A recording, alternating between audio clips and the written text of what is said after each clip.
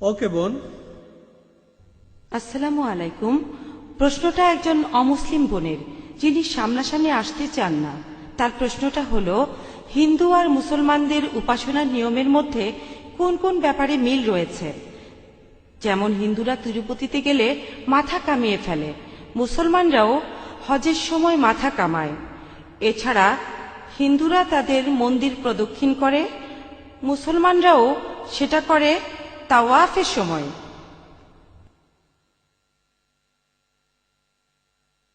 বোন একটা সুন্দর প্রশ্ন করেছেন যে হিন্দু আর মুসলমানদের উপাসনার মধ্যে কোন কোন ব্যাপারে মিল রয়েছে, আর উদাহরণও দিলেন হিন্দুরা যখন তীর্থস্থানে যায় তখন তারা মাথা কামায়, আর মুসলমানরাও যখন হজে যায় তাদের মাথা কামায়, তারাও প্রদক্ষিণ করে, আমরাও প্রদক্ষিণ করি। উপাসনার নিয়মে অনেক মিল রয়েছে।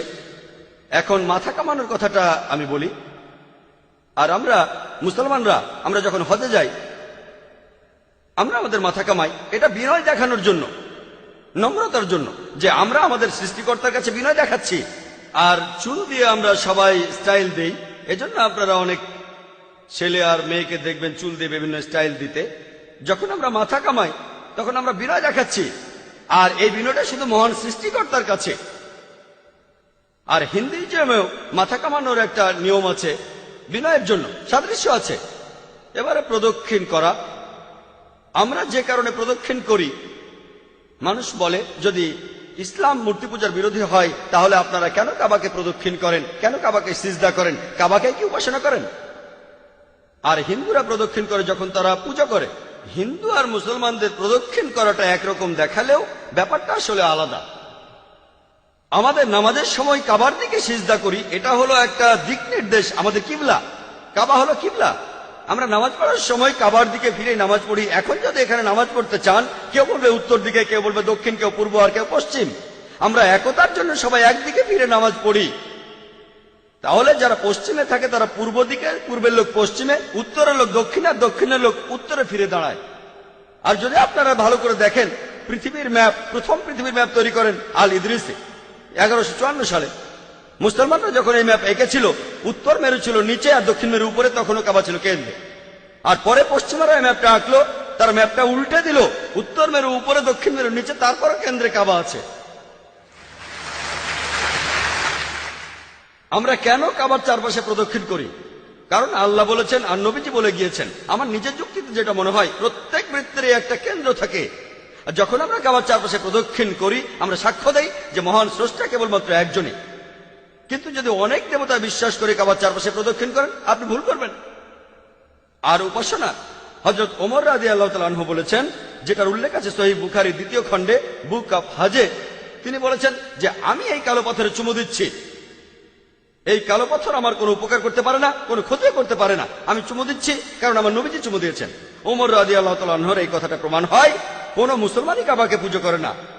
আর এছাড়াও আরেকটা কথা বলি, আমাদের নবীজির সময়কালে তাঁর সাহাবারা কাবার উপর দাঁড়িয়ে তারপর আজান দিতেন। কোন মূর্তি পূজারী যে মূর্তিকে পুজো করে তার উপর দাঁড়াবে না। এতেই প্রমাণিত হয় যে মুসলমানরা কাবাকে পুজো করে না, কাবা আমাদের দিক, এটা আমাদের কিবলা। অন্যান্য সাদৃশ্য নিয়ে কথা বলি বোন, আরো কিছু মিল রয়েছে। হিন্দুজমে উপাসনা করার অনেকগুলো নিয়ম আছে। একটা বিশেষ উপাসনা, সেটার নাম হলো ষষ্ঠাঙ্গ। ষষ্ঠাঙ্গ শব্দটা এসেছে ষ, অষ্ট মানে 8, আর অঙ্গ মানে শরীরের প্রত্যঙ্গ, শরীরের 8টা প্রত্যঙ্গ। হিন্দুজমে উপাসনার একটা নিয়ম হলো শরীরের 8টা প্রত্যঙ্গ, 8টা প্রত্যঙ্গ স্পর্শ করা। আমরা কি করি? আমরা মুসলমানরা নামাজ পড়ার সময় সিজদা দেই, কপাল মাটিতে ছোঁয়াই, আমাদের নাক, 2 হাত, 2 হাঁটু আর 2 পা। ষষ্ঠাঙ্গ, শরীরের 8টা প্রত্যঙ্গ, কপাল, নাক, 2 হাত, 2 হাঁটু, 2 পা। আর সিজদা হলো নামাজের সবচেয়ে শ্রেষ্ঠ অংশ। কোরআনে বিভিন্ন আয়াতে এটার উল্লেখ করা হয়েছে। এছাড়াও মক্কার ব্যাপারে একটা কথা বলি, মক্কার কথাটা হিন্দু ধর্মগ্রন্থে উল্লেখ করা হয়েছে। হিন্দুজমে মক্কা শহরটাকে বলা হয়েছে ইলাস্পদ।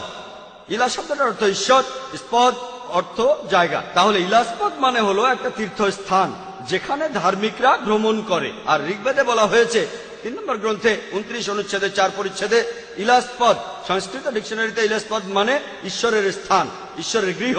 এটা হলো একটা তীর্থস্থান, তীর্থযাত্রার স্থান। একই কথা পবিত্র কোরআনে সূরা আলে ইমরানের 96 নম্বর আয়াতে উল্লেখ আছে। সর্বপ্রথম গৃহ প্রতিষ্ঠিত হয়েছিল বাক্কায়, এটা মক্কার আরেকটি নাম। তাহলে হিন্দু ধর্মগ্রন্থগুলোতে মক্কার কথা বলা হয়েছে, সেখানে বলা আছে এই ইলাস্পদ অবস্থিত হবে নভ পৃথিবীতে, অর্থাৎ পৃথিবীর কেন্দ্রে। আগে আপনাদের বলেছি যে কাবা আছে পৃথিবীর কেন্দ্রে। তারপর দেখবেন কয়েকটা পরিচ্ছেদ পরে ঋগ্বেদের 3য় গ্রন্থ 29 অনুচ্ছেদের 11 পরিচ্ছেদে নারসাংসা কথাটা বলা হয়েছে যে নবীকে প্রশংসা করা হয়। এখন ইলাস্পদের পাশাপাশি নবীর কথাও সেখানে বলা হয়েছে। এখানে পরিষ্কার বলা আছে যে হিন্দুইজমে তীর্থস্থানগুলোর একটি হলো মক্কা। আশা করি উত্তরটা পেয়েছেন।